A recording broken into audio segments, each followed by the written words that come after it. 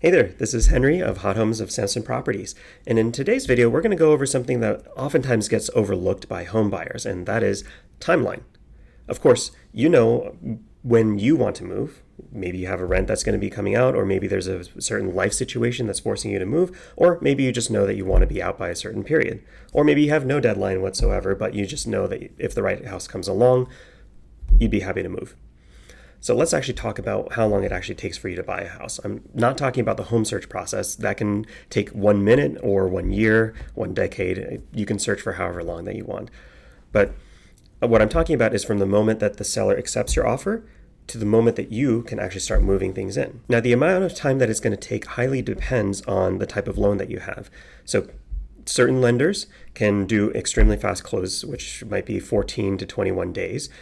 Typically, closings take about 30 days. So what that means is from the moment that the seller agrees to accept your contract, from that moment until when the house becomes yours, is generally around 30 days.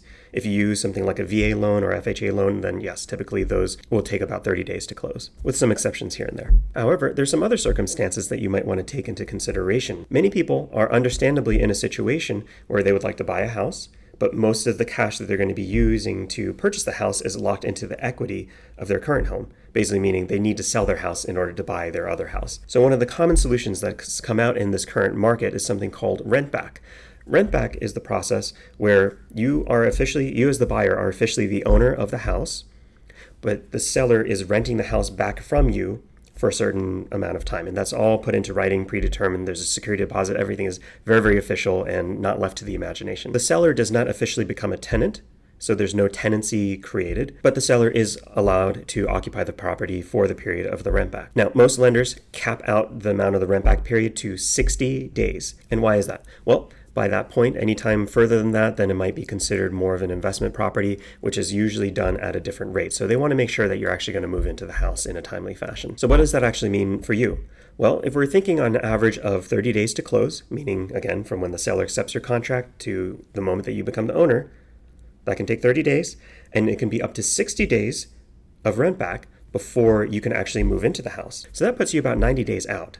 Now, if you're looking to purchase and the home that you want to purchase needs that 60-day rent back, well, you need to make sure that those 90 days, roughly, give or take, depending on the situation, those 90 days actually fits within your timeline. Because if it doesn't fit within your timeline, it doesn't matter how great the home is, it's not going to work out for you. Now, I mentioned this early in this video series because a lot of times people wait until their lease is almost over before they start looking for a home or get serious about the process, or they just wait and see, check out the market and just wait and see if the right home comes along. And so many people miss out on great homes because of that, because by working with a realtor, by working with a great lender, you can get access to homes before they even hit the market.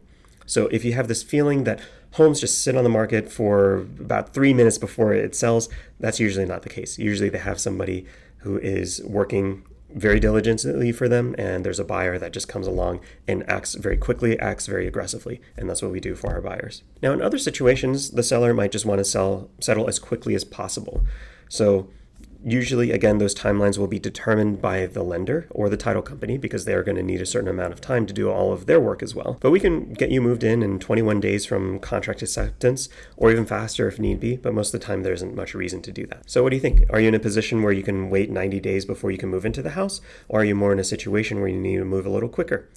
Let us know. Feel free to reach out anytime. We're here for you, and we'll see you in the next video. Take care.